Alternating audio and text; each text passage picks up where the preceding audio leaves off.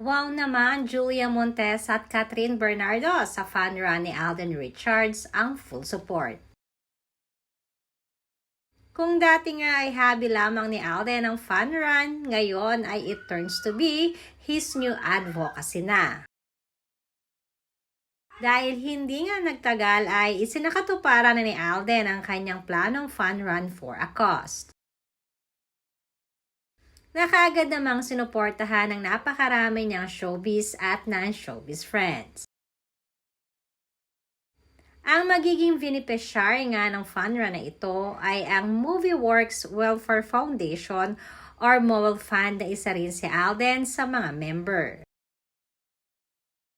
Napakaraming dumalo sa nasabing fun run at maging napakatagumpay din ng lights camera run na ito ni Alden at talagang makikita ang pagsuporta sa kanya ng kanyang mga ka-co-stars.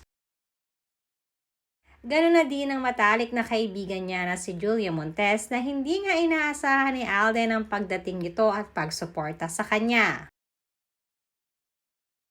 Ayon nga sa aming source ay dapat nga di umano ay kasama ni Julia si Catherine para sa fun run na ito ni Alden. Itinaray pa di umano ni Catherine na mag-adjust ng kanyang schedule. Subalit may taping ito for PGT at hindi kayang may adjust or ma-reschedule kaya hindi nakapunta si Catherine.